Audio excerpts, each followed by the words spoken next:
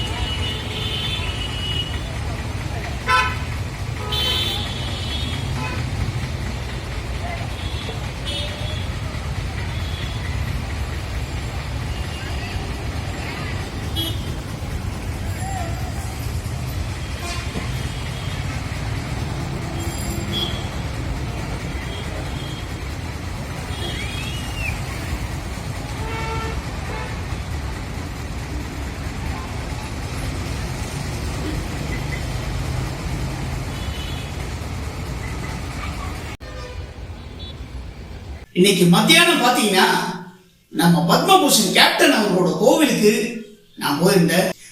பிரேமலதா விஜயகாந்த் அவர்கள் திமுக கட்சியில போய் சேர்ந்ததோட்டு கேப்டன் அவர்களோட கோவிலுக்கு ரொம்பவே கூட்டம் குறைவா வருது அப்படின்னு சில நண்பர்கள் சொல்லிட்டு இருந்தாங்க.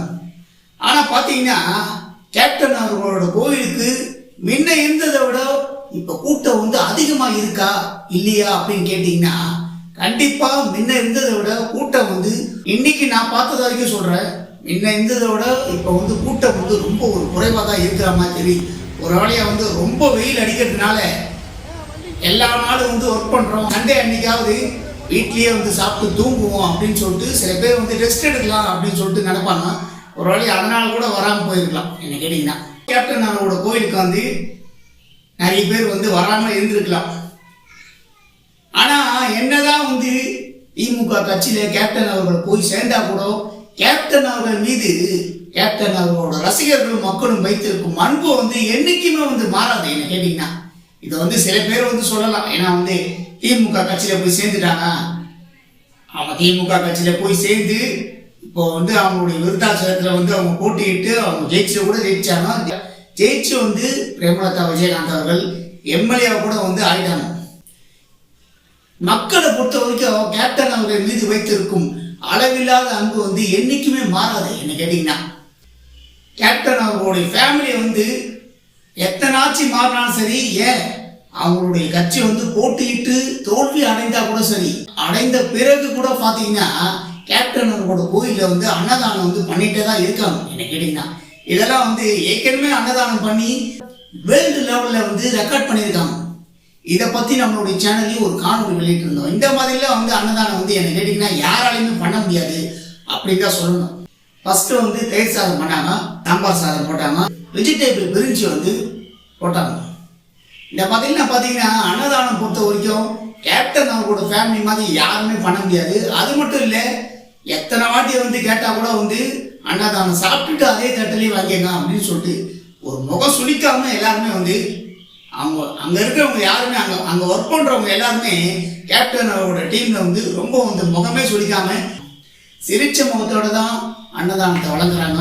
இதை நானே போய் நேரடியா இன்னைக்கு பாத்தீங்கன்னா இன்னைக்கு நான் தயிர் சாதமும் பிரிஞ்சு போய் சாப்பிட்டேன். கேட்டீங்கன்னா ஒரு 2.5 மணி வரைக்கும் அன்னதானத்தை போட்டுக்கிட்டே தான் இருக்காங்க. ஜனங்க வந்துகிட்டே தான் இருக்காங்க.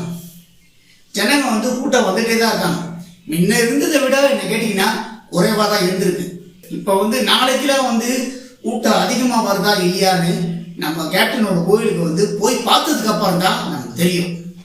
இப்ப பாத்தீங்கன்னா அடுத்த வாரம் கேப்டன் அவரோட கோயிலுக்கு நான் போகும்போது இதை விட கூட்டம் அதிகமா இருக்கா அப்படின்னு அந்த காணொலியில நான் சொல்றேன். கூட்டம் அதிகமா இருக்கா அப்படின்னு அந்த காணொலியில நான் வெளியிடுறேன்.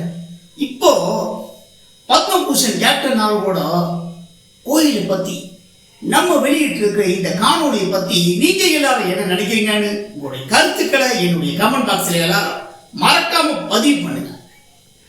நண்பர்களே, இந்த காணொளி உங்களுக்கு பிடிச்சிருந்தா லைக் பண்ணுங்க, ஷேர் பண்ணுங்க, கமெண்ட் பண்ணுங்க. ரொம்ப பிடிச்சிருந்தா ஜி பார்மேஷன் கட்டுறது கையளவு சேனலை சப்ஸ்கிரைப் பண்ணுங்க.